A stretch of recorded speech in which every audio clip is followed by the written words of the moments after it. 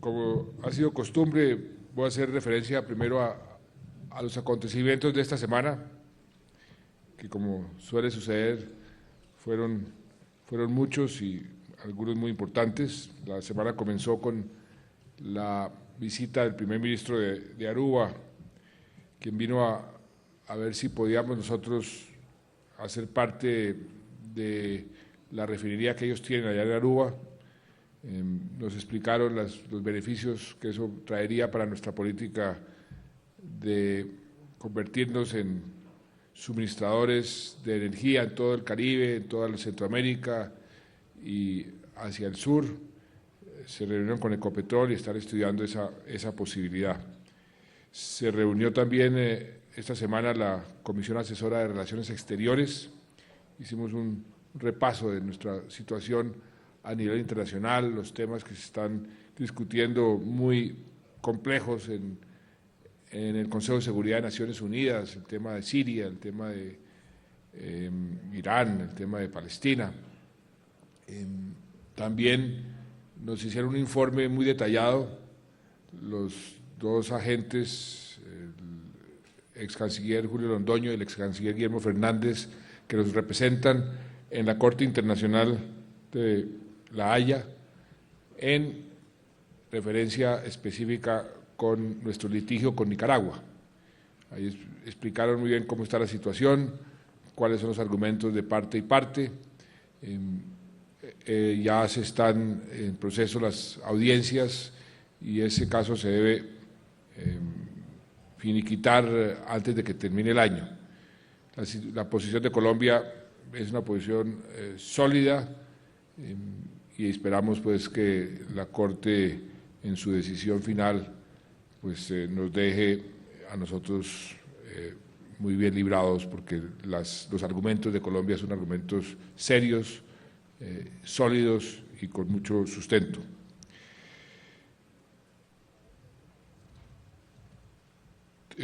Aquí estuvo el presidente Clinton, tuvimos una cena con él.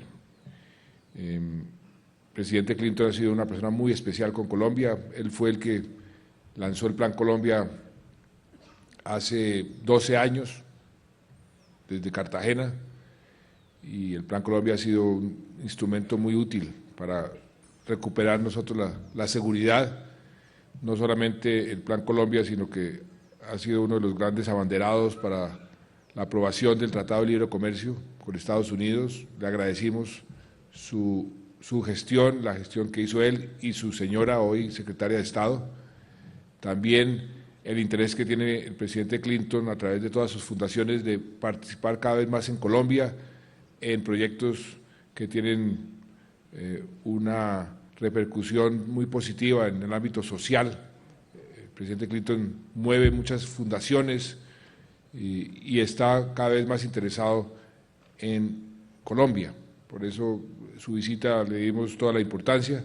Inclusive tuve la oportunidad de jugar unos hoyos de golf con él al otro día, que estábamos inaugurando el torneo de la PGA que hace aquí en Colombia, de lo que llaman el Nationwide. Es un torneo muy importante y el hecho de que lo estén haciendo en Colombia, eso le da al país una gran exposición a nivel internacional.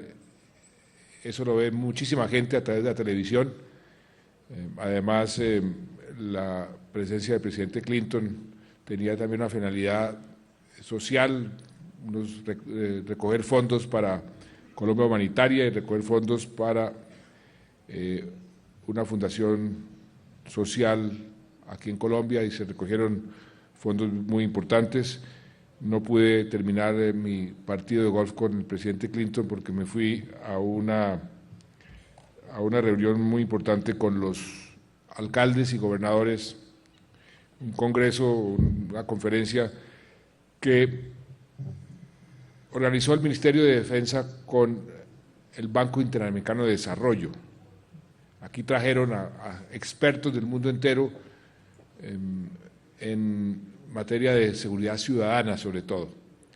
Estuvo aquí el exdirector de la policía italiana, varios exdirectores de policía de varias ciudades norteamericanas, y fue un seminario y una conferencia bien importante, entre otras cosas porque se ratificó que lo que está haciendo la policía y lo que está haciendo el gobierno en materia de seguridad ciudadana está muy bien encaminado.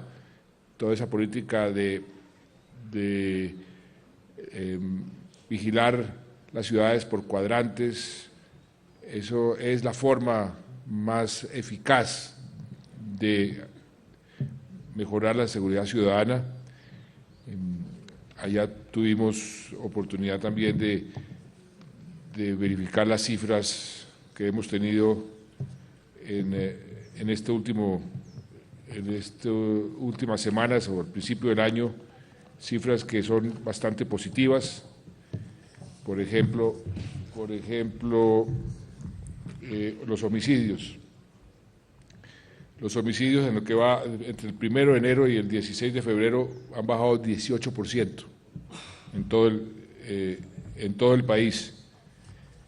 Aquí en Caldas también han bajado 6%, no han bajado tanto, pero bajaron. Lesiones comunes han bajado 17% en todo el país en lo que va corrido el año. El secuestro ha bajado 62%. El secuestro aquí en Caldas, pues no ha habido secuestros. La extorsión, hurto común y hurto de vehículos en el país también ha bajado 50%, 22% y 25%, aunque ustedes me han oído muchas veces decir que las cifras de extorsión, yo no tengo mucha credibilidad en esas cifras porque eso depende de la denuncia. Y sí sabemos que en algunos sitios la extorsión ha venido aumentando, pero no se denuncia. Por eso es tan importante denunciarla. El único indicador que no es positivo es el que ya también hemos hecho referencia a él en varias oportunidades, esos ataques terroristas que está haciendo las FARC, deliberadas, de poner bombas, poner granadas en algunos sitios.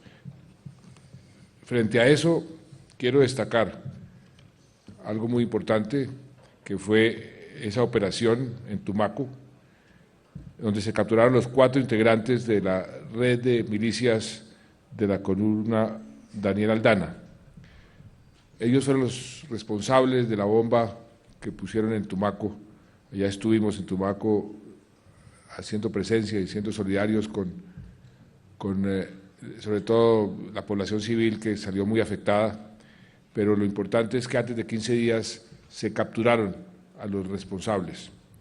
Y no solamente a esos responsables, sino hubo capturas de toda la red de apoyo que estos terroristas tenían en Tumaco. Más de 25 personas han sido capturadas en estos últimos 15 días. Eso es un logro importante porque habíamos prometido que eso lo íbamos a hacer a la mayor brevedad posible y afortunadamente se dio en menos de 15 días.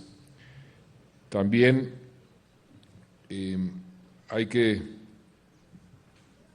destacar algo que ayer fue dado a conocer por la Cámara de Comercio de Bogotá, que en Bogotá se lleva un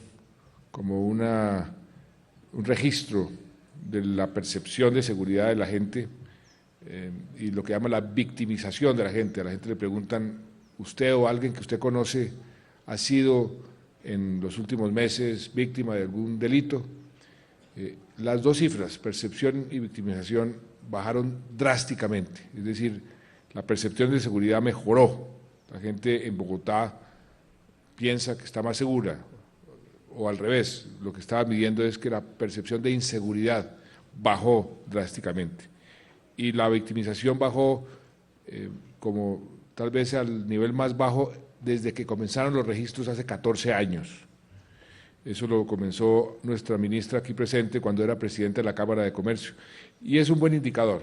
Realmente la forma como hacen ese estudio es bastante completo, por eso le damos importancia y relevancia a esas cifras y nos complace muchísimo que la percepción y la utilización sobre seguridad es la más baja, o sea, la mejor en 14 años. Quería también resaltar eso. El jueves tuvimos varias reuniones que tienen que ver con el ministro de Industria y Comercio.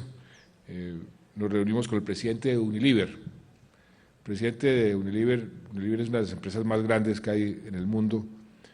Nos vino a anunciar una inversión adicional por $100 millones de una planta en Cali, pero sobre todo de su creciente interés en Colombia y de su creciente interés de utilizar a Colombia como el centro de exportación hacia el resto de la región. Cada vez vemos que Colombia es el país ideal para situarnos, producir y exportar. Y algo que nos dijo, que nos llenó también como de entusiasmo, me dijo, mire, muchos de los productos que nosotros producimos aquí, lo producimos con materia prima que importamos, pero que se puede hacer aquí en Colombia fácilmente. Y me mencionó un ejemplo que todos nosotros creo que lo conocemos muy bien, la salsa de tomate fruco. La salsa de tomate fruco, resulta que el tomate que utilizan lo importan todo de Chile. Me dicen, eso es absurdo. Y hemos hecho el estudio y ustedes pueden perfectamente, con un esfuercito pequeño de materia de calidad, producir ese tomate. Y eso produciría 5.000 empleos.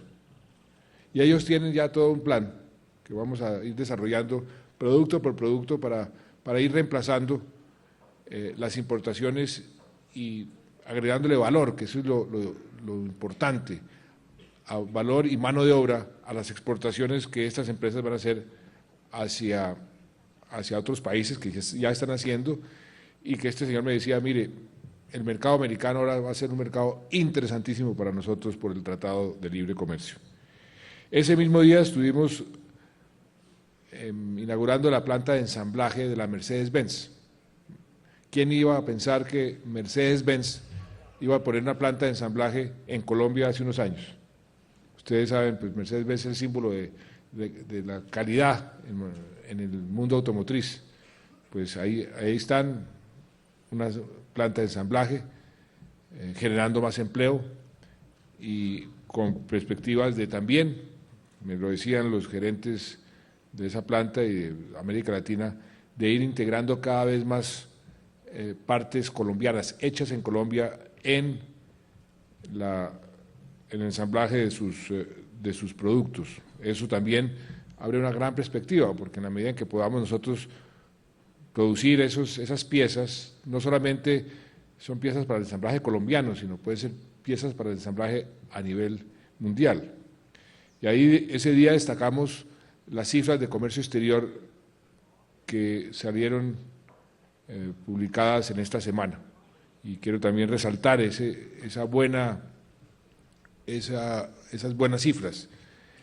Las exportaciones ascendieron a 56.947 millones de dólares, rompiendo todos los récords. Acuérdense ustedes que teníamos como meta en el gobierno hace 18 meses 50.000 millones al final del cuatrenio. Eso era la meta. Pues rompimos esa meta en 18 meses.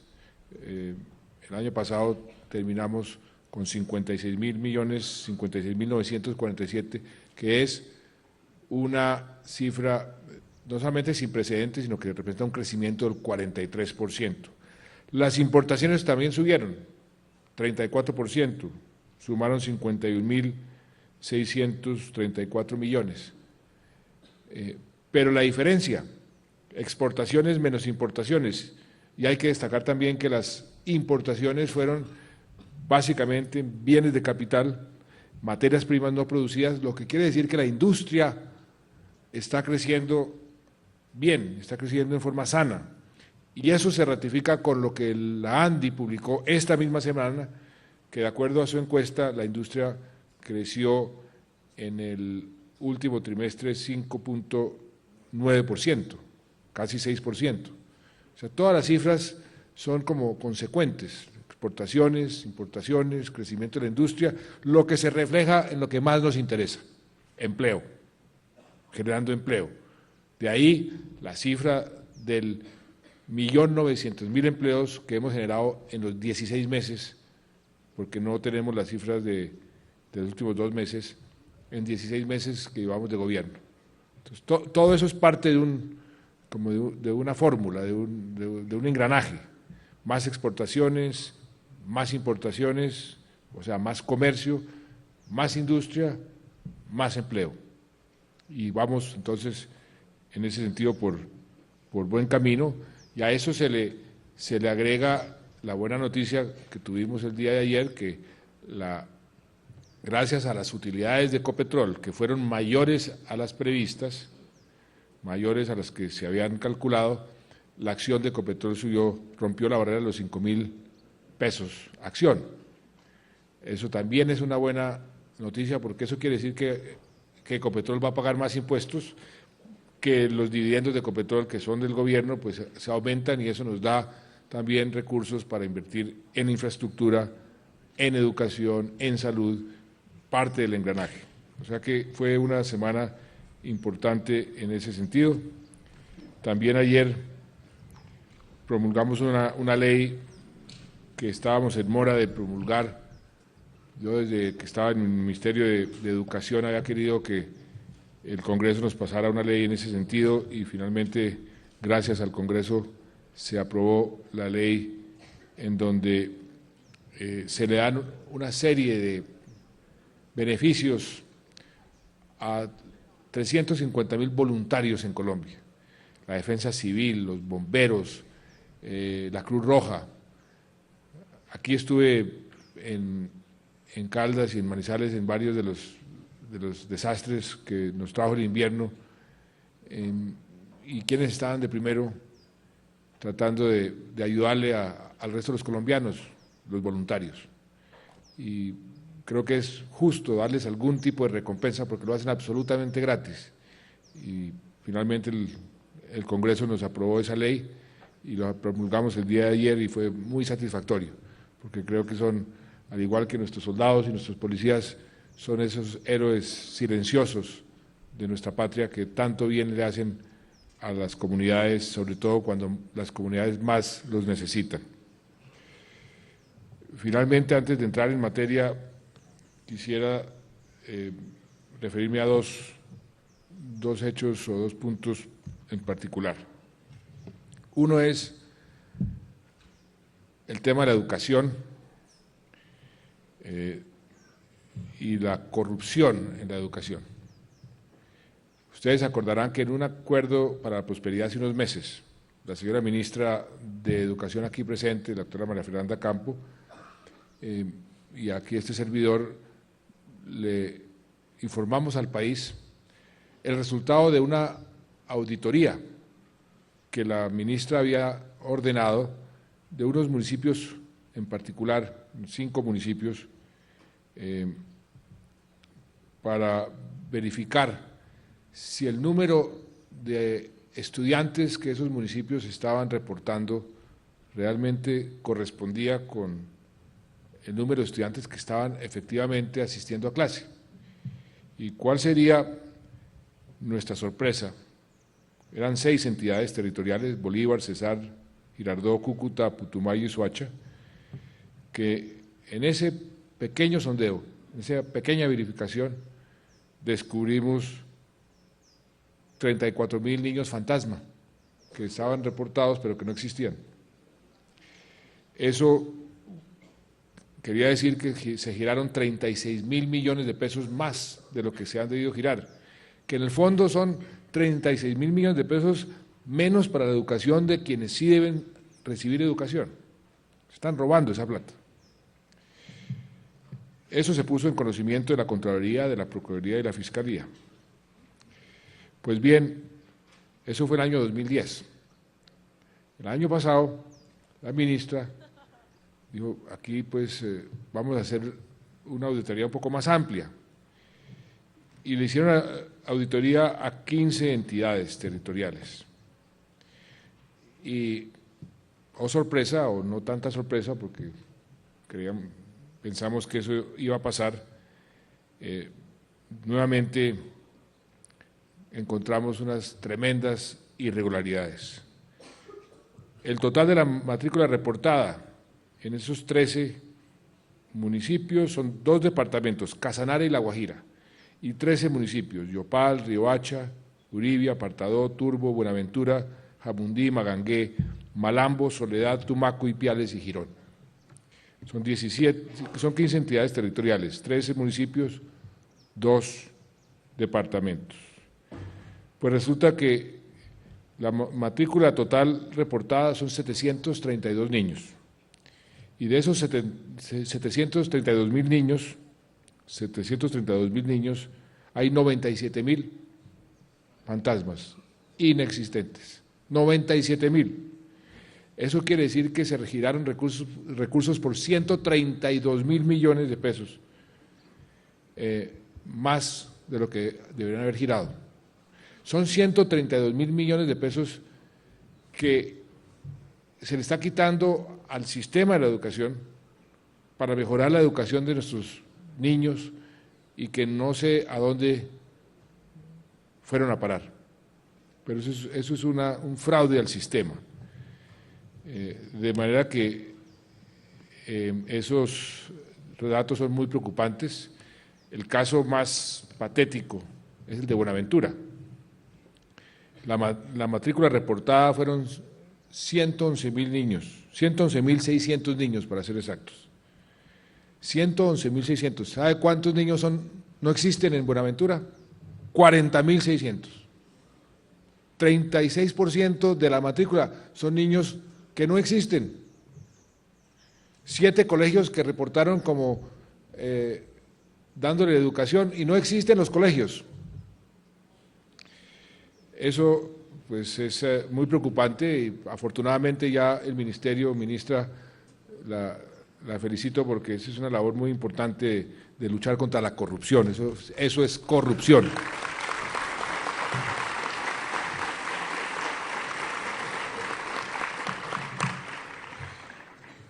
Y finalmente, un tema que tiene que ver con nuestra fuerza pública, con la defensa de los derechos humanos, y un tema de gran importancia para el país. Resulta que había un artículo que se incluyó en el debate en el Congreso en la reforma a la justicia, que tiene que ver con la justicia penal militar y con darle garantías a nuestra fuerza pública en sus operaciones y frente a la justicia. Ese artículo generó muchísimas reacciones porque la forma como quedó redactado se prestaba para interpretaciones diversas y las más extremas pues eran interpretaciones que en cierta forma señalaban al país como retrocediendo en algo que para el país ha sido muy importante y es el avance que hemos hecho en la protección de los derechos humanos y sobre todo en la protección de los derechos humanos por parte de nuestra fuerza pública. Ante esa controversia y ante la situación muy sui generis de la discusión de la reforma a la justicia en el Congreso, el Ministerio de Defensa y el Ministerio de Justicia decidieron crear una comisión para que rápidamente nos diera una recomendación. Esa comisión fue creada con la mejor gente, 3 expresidentes de la Corte Constitucional, o sea, magistrados del más alto nivel, otro abogado muy importante y un general retirado del Ejército y un general retirado de la Policía, para que trataran de llegar a una recomendación. Finalmente, después de un trabajo muy intenso que hizo esta comisión, se llegó a una recomendación. Y lo importante es que fue unánime, o sea que es una recomendación de todos los interesados de parte y parte, de la fuerza pública y de los defensores de derechos humanos y de los defensores de nuestra Constitución. Esa recomendación la va a hacer pública el ministro de Defensa y el ministro de Justicia hoy a las 11:30 de la mañana. Lo que recomiendan es un sistema donde se fortalezca las garantías a la fuerza pública, a nuestro ejército, se hace una diferenciación con la policía. Curiosamente, la Constitución del 91 dejó a la policía como en una especie de limbo, porque se habla de justicia penal militar, pero la policía no son militares, entonces la policía que se asociaba a lo militar. Entonces recomiendan una diferenciación ahí, recomiendan que se retire, pedirle al Congreso que se retire ese artículo de la reforma y presentar una nueva redacción y una nueva reforma constitucional que en cierta forma garantice algo que se había dicho desde un principio, que no vamos a retroceder en materia de los avances que hemos logrado en derechos humanos, pero que al mismo tiempo se le den las garantías suficientes a la fuerza pública para que en todas sus operaciones tengan la seguridad de que hay una justicia que los va a juzgar cuando cometan alguna situación anómala, cuando cometan algún delito, que se les va a juzgar con absoluta claridad y con todas las garantías. Y lo que quiero resaltar es que esta comisión llegó a una conclusión en forma unánime, que es muy importante. Tiene respaldo ya de todos los comandantes de las fuerzas y digamos, la bendición de los juristas más importantes en esta materia que hay en el país. De manera que quería también hacer referencia a ese importante hecho. Muy bien, ahora a lo que vinimos, señor ministro de las TICs. Este tema es un tema importantísimo. Nosotros con el ministro hace 18 meses, o 19 meses, cuando estábamos en campaña, nos propusimos ser muy ambiciosos, porque en esto de la aplicación de la tecnología al desarrollo es algo que, si se hace bien, nos ahorra muchísimo tiempo, años. Podemos avanzar mucho más rápido si le damos una correcta aplicación a esta tecnología que todos los días avanza y en qué forma, para que tenga efectos prácticos.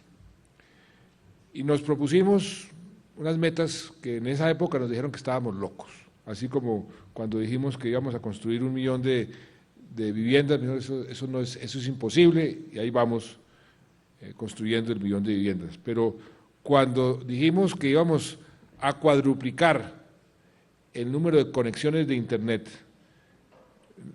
nos dijeron, pero ¿para qué le proponen al país algo que no van a poder cumplir? Eso es un absurdo. Íbamos a pasar de 2.2 a 8.8 millones de conexiones. Y íbamos a pasar de 200 y pico municipios con fibra óptica a más o menos 650, 700. Esa era la meta, o 730, que era creo que el número de municipios. Pues bien, comenzamos en el proceso. Comenzó el ministro con su equipo a diseñar todo el procedimiento.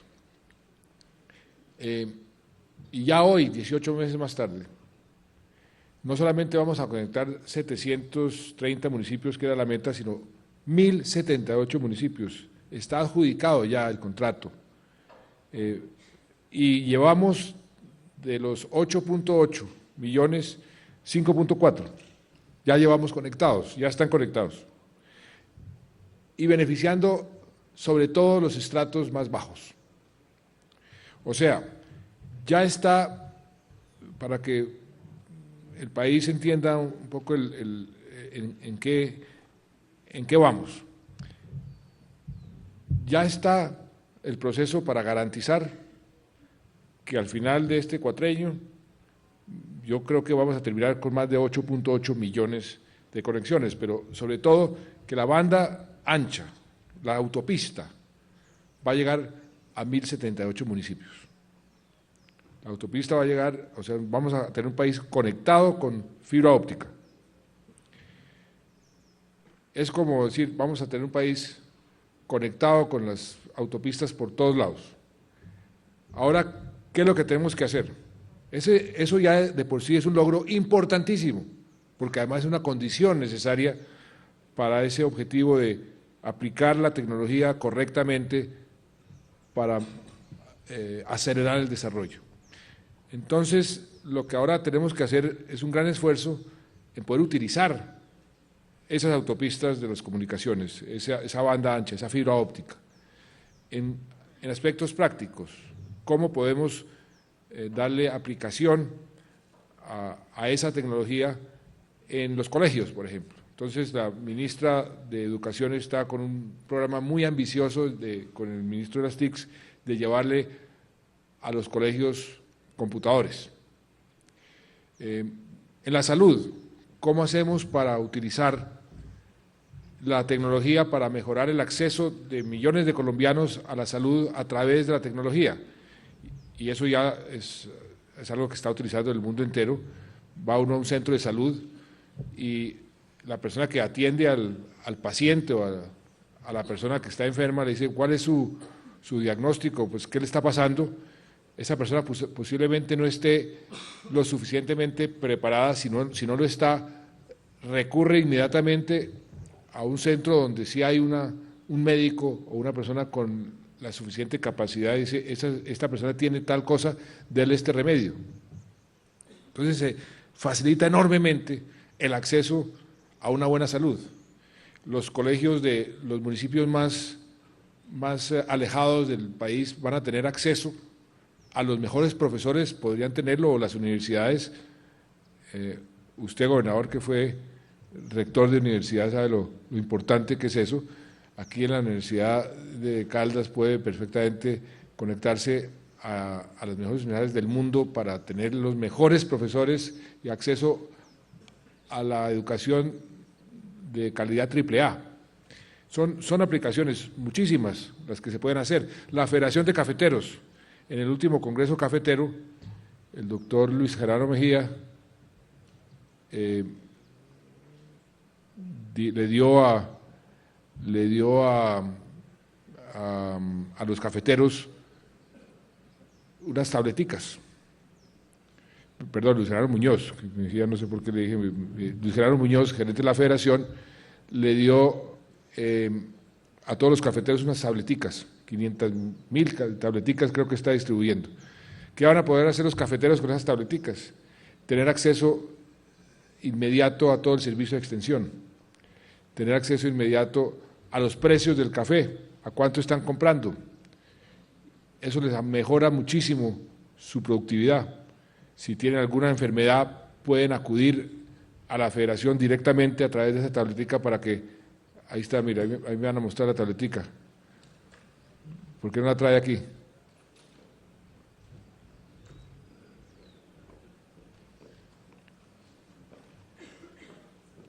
No, venga, suba y nos da una pequeñísima ejemplo de cómo se puede utilizar.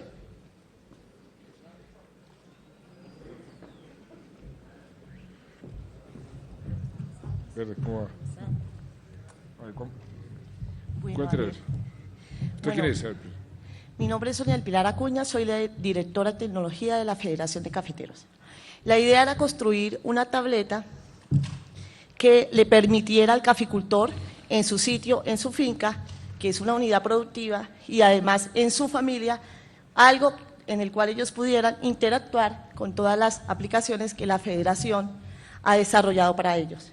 Entonces, esta es la tableta, muy cómoda, es una tableta de 8.9 milímetros, digamos, donde ellos pueden, pulgadas, perdón, donde ellos pueden trabajar de manera sencilla, de manera fácil.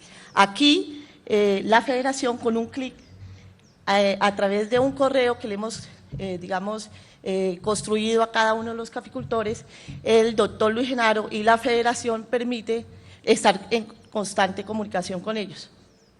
Lo que hicimos nosotros fue en 5 pantallazos distribuir las aplicaciones que consideramos son, les ayudan, ¿no?, a poder tener un correo, tener un portal, bueno, en fin. ¿Y como qué información puede recibir de la Federación El Cafetero? Bueno, a ver, en la primera parte ellos tienen el precio del café con un clic. Todos los días aquí se los estamos actualizando permanentemente. La Federación, el doctor Luis Genaro les escribe una carta toda la semana donde les está contando qué ha pasado con el café a lo largo, digamos, de toda esa semana. Esa carta la tienen ellos en su correo cuando ellos dan un clic. ¿Qué más pueden tener? Ellos tienen un portal. La Federación ha construido un portal donde les tenemos un consultorio jurídico virtual donde atendemos todas las sugerencias y todo lo que ellos necesitan en materia jurídica. Ese consultorio jurídico está en asocio con la Universidad Javeriana y además ellos nos pueden estar retroalimentando con esa información. ¿Qué más pueden tener? Si yo soy cafetero y tengo un problema de roya. Sí, señor. ¿Qué hago? Escribe aquí a nuestro contáctenos, tienen aquí un correo donde recibimos todas las sugerencias que el caficultor tiene, inmediatamente le damos respuesta o la canalizamos a la división que puede responder esa. Y si yo tengo de pronto una plaga o un hongo que no conozco y le tomo una fotografía, ¿yo le puedo mandar a la Federación a preguntarle qué es? Perfecto, justamente ese es el valor agregado que tiene esta tableta. Tiene una cámara de fotografía como el doctor Juan Manuel lo dice, y además tiene una camarita de video que hace eso. Entonces lo que estamos haciendo es que con esta tableta estamos facilitando la asistencia técnica a través de medios virtuales, de medios como este, y pues no tenemos, 1.500 extensionistas, sino que vamos a tener 4.000 que en este momento queremos colocar. Y mire, esto no fue libreteado, ella apareció espontáneamente, no nos conocíamos. Gracias. Bueno, muy amable. Este es un ejemplo, cafeteros, 500.000, pero eso se puede extender a todo el país en una cantidad de aplicaciones impresionantes. Entonces, ¿cuál es el reto ahora? Desarrollar esas aplicaciones. ¿Y cómo se desarrollan esas aplicaciones? Con el talento colombiano que se da, como dicen, en forma natural. Y ahí es donde tenemos que hacer un gran esfuerzo, ministro, de capacitar a nuestros estudiantes, a nuestros jóvenes, a los colombianos, para desarrollar aplicaciones. Y eso se está convirtiendo en una industria importantísima. Ahí el SENA, por ejemplo, va a poder jugar un papel importantísimo y a partir del próximo mes un caldense va a estar al frente del SENA. Y un caldense que entiende perfectamente la importancia de